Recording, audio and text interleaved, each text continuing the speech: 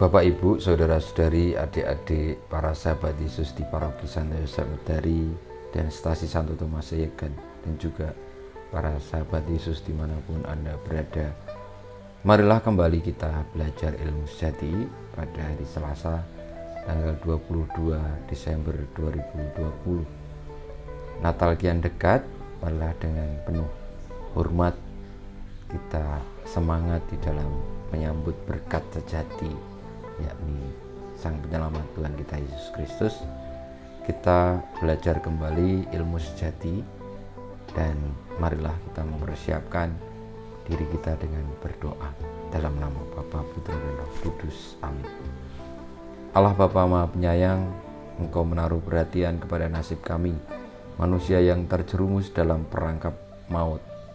Engkau mengutus Putramu menebus kami. Semoga kami mengimani penjelmaannya dengan tulus ikhlas dan dipersatukan dengan Dia menebus kami, yaitu Yesus Kristus yang hidup dan berkuasa bersama Bapa dan Roh Kudus Allah sepanjang segala masa. Amin. Para sahabat Yesus yang terkasih, pada hari Selasa tanggal 22 Desember 2020, kita bersama akan belajar ilmu sejati dari Injil Yesus Kristus menurut Lukas bab 1 ayat 46 sampai dengan 56. Dalam kunjungannya kepada Elisabet, ketika dipuji bahagia, Maria memuliakan Allah dan berkata, "Jiwaku memuliakan Tuhan dan hatiku bergembira karena Allah juru selamatku, sebab Ia telah memperhatikan kerendahan hamba-Nya.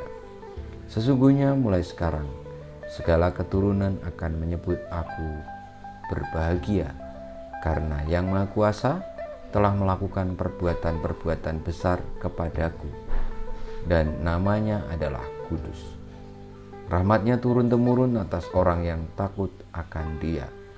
Ia memperlihatkan kuasa-Nya dengan perbuatan tangan-Nya dan mencerai-beraikan orang-orang yang congkak hatinya.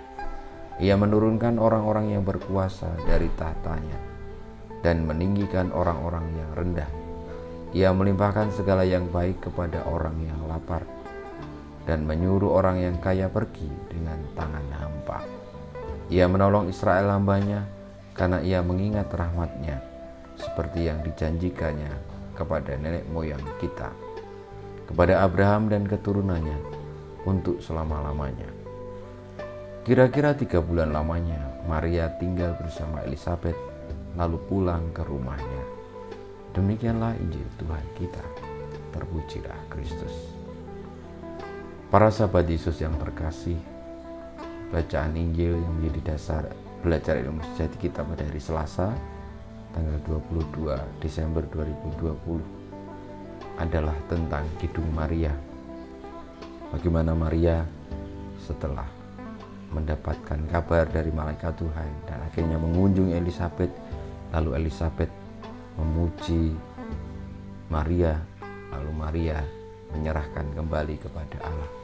Dialah sumber segala penyelamatan itu. Dialah aktor utama dari keselamatan manusia yang skenarionya hadir di dalam putranya sendiri, yakni Tuhan kita Yesus Kristus yang bersama Maria diutus ke tengah-tengah manusia untuk mewartakan kabar penyelamatan, kabar sukacita, kabar gembira.